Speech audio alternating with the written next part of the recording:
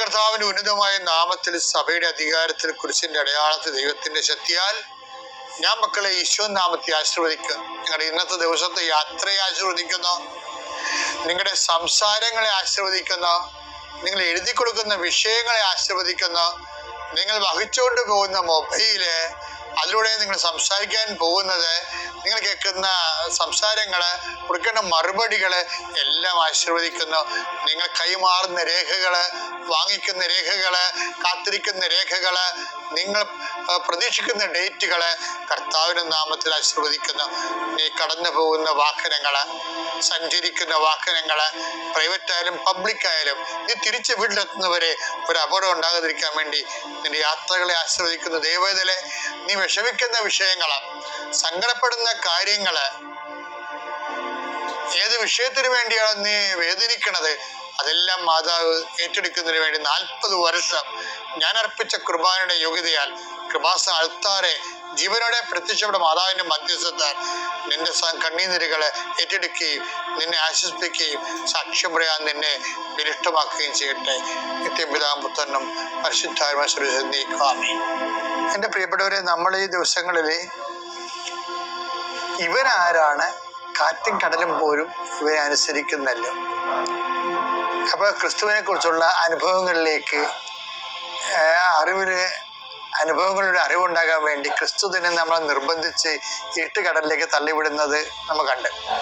പിന്നെ ഇന്നലെ നമ്മൾ കണ്ടത് നമ്മുടെ ചുറ്റുമുള്ള ജനങ്ങളെ ക്രിസ്തുവിനെ കുറിച്ച് എന്ത് പറയുന്നു, ഞാൻ ആരാണെന്ന് ജനങ്ങൾ പറയുന്നത്. അപ്പൊ ജനങ്ങൾ പറഞ്ഞാലും ഇന്നലെ 2 പത്രോസ് 3 പറഞ്ഞില്ലേ, എന്താ പറഞ്ഞത്? ക്രിസ്തുവിനെ കുറിച്ചുള്ള അറിവിൽ നീ മരണം വരെ വളരണമെന്ന്. ജനങ്ങളങ്ങനെ പലതും പറയും, പക്ഷെ നിനക്ക് കൃത്യമായ അറിവിൽ ബോധ്യവും ഉണ്ടാകണം. അറിവ് ഇങ്ങനെ വളർന്നുകൊണ്ടേയിരിക്കുമെന്നാണ് പത്രോസിന്റെ വചനത്തിൽ നമുക്ക് ഇന്നലെ മനസ്സിലായത്. ഇന്നിപ്പോ പറയണത് നേരെ ചോദ്യം നമ്മുടെ മുഖത്തേക്ക് വരിക. എന്താ പറയണത്? 16:15 അവൻ അവരോട് ചോദിച്ചു, എന്നാൽ ഞാൻ ആരെന്നാണ് നിങ്ങൾ പറയുന്നത്? ഇത് നമ്മള് മരണം വരെ ഓരോ ദിവസവും ഇന്നലെ കണ്ടതുപോലെ, അതായത് അപ്പൊ പത്രോസ് ഒരു ഉത്തരം പറയും, നീ ജീവനുള്ള ദൈവത്തിന്റെ പുത്രനായ ക്രിസ്തുവാണ്. അപ്പൊ പത്രോസ് പറഞ്ഞത് നീ ജീവനുള്ള ദൈവത്തിന്റെ പുത്രനായ ക്രിസ്തുവാണ്. പക്ഷെ അത് പത്രോസിൻ്റെതായിട്ട് ഈശോ അത് അംഗീകരിക്കണില്ല. ഈശോ പറയണ്ട, എന്റെ പിതാവാണ് നിനക്ക് ഇത് വെളിപ്പെടുത്തി. അതാണ് പത്രോസിന്റെ ആട് ഈശോ അത് അംഗീകരിക്കണില്ല. ഈശോ പറഞ്ഞ എന്താണ്?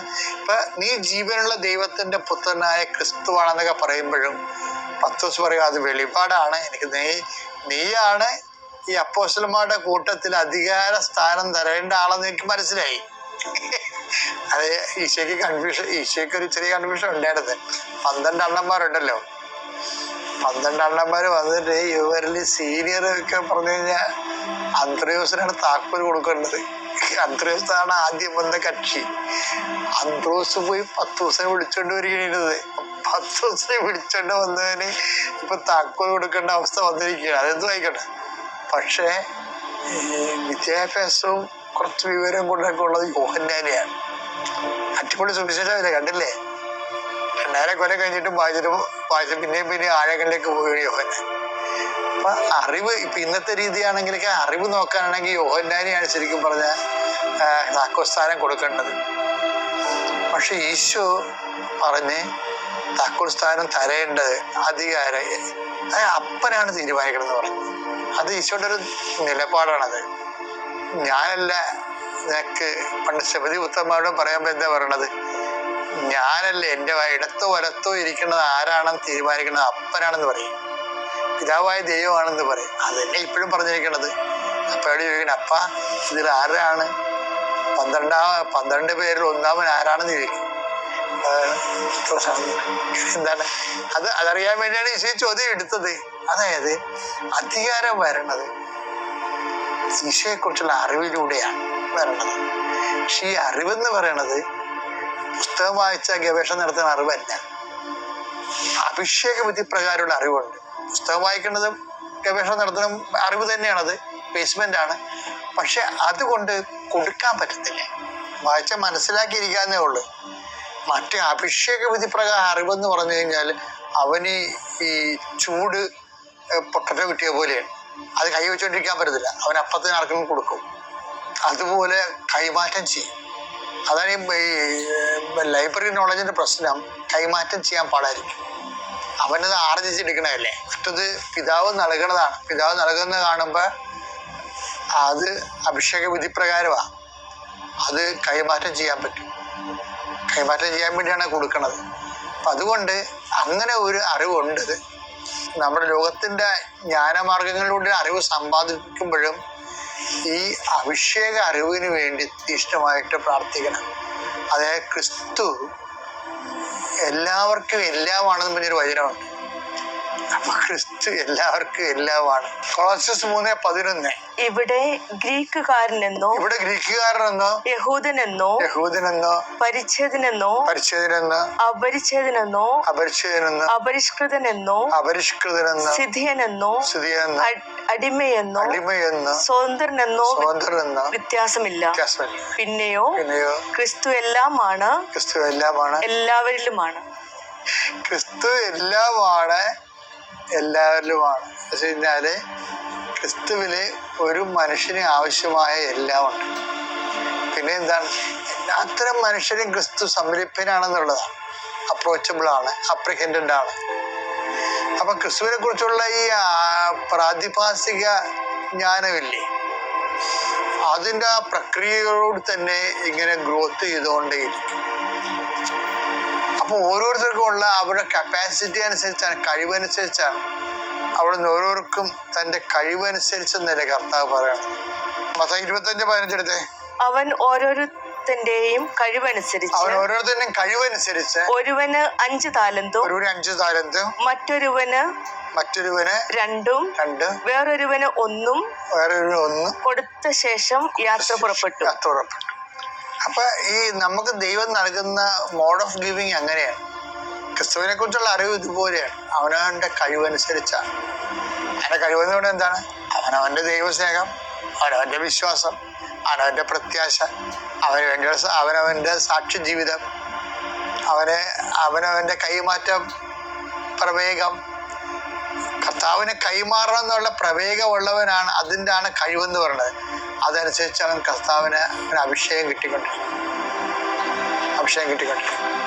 അപ്പൊ ഞാൻ ആരാണെന്നാണ് നിങ്ങൾ പറയുന്നതെന്ന് ചോദിച്ചു കഴിഞ്ഞാൽ, നമ്മൾക്ക് ഇന്ന് പറയണതായിരിക്കും നാളെ പറയണത്. ഇന്ന് ക്രിസ്തുവിനെ കുറിച്ചൊന്നുള്ള അനുഭവം ആയിരിക്കത്തില്ല അടുത്ത കൊല്ലം ഈ നാളിലുള്ള അനുഭവം. നിന്റെ അനുഭവങ്ങൾ ഒന്ന് തന്നെയാണെങ്കിൽ നീ ഒരു പോക്കീസ്, സംശയമില്ല. ദൈവം പഠിപ്പിക്കാത്ത വ്യക്തി ശമയോൻ, മാംസമോ രക്തമോ അല്ല എൻ്റെ സുഹൃത്തനായ പിതാവാണെന്ന് എന്നെ വെളിപ്പെടുത്തിയെന്ന് പറഞ്ഞിട്ട്. അപ്പോഴ് ശമയോനോടത് പറഞ്ഞെങ്കിലേ അവൻ്റെ അറിവിനെ അടിസ്ഥാനപ്പെടുത്തിയാണ് പറയണത്. അത് കാലത്തിനൊപ്പം കർത്താവിനെ കുറിച്ചുള്ള അറിവും അനുഭവവും അളന്നുകൊണ്ടേയിരിക്കണം. അതാണ് അധികാരത്തിലേക്ക് പോണത്. അധികാരമായി കഴിഞ്ഞാൽ നമ്മളതിലെ അനുഗ്രഹം, മനുഷ്യനെ ക്രിസ്തു അനുഭവം എന്ന് പറഞ്ഞാൽ ആദ്യ ലെവൽ എന്താണ്? അനുഗ്രഹം. പിന്നെന്താണ്? അഭിഷേകം. അഭിഷേകം കഴിഞ്ഞ അധികാരം. അപ്പൊ അറിവാണ് ഈ അധികാരം ഉണ്ടാക്കുന്നത്. അപ്പൊ എന്ത് അധികാരമാണെന്ന് അറിയാമോ? ആത്മാവിൽ അധികാരമാണ്. ഇപ്പൊ ചെറിയ പറയത്തില്ലേ, ഇപ്പൊ ഞാൻ ഒരിക്കൽ ഒരു മനുഷ്യനോട് പറഞ്ഞ്, അയാൾ അറബി ഡിസ്മിസ് ചെയ്ത് അയാളുടെ ഓഫീസിൽ നിന്നും ഡിസൈൻ കട്ടാക്കണം.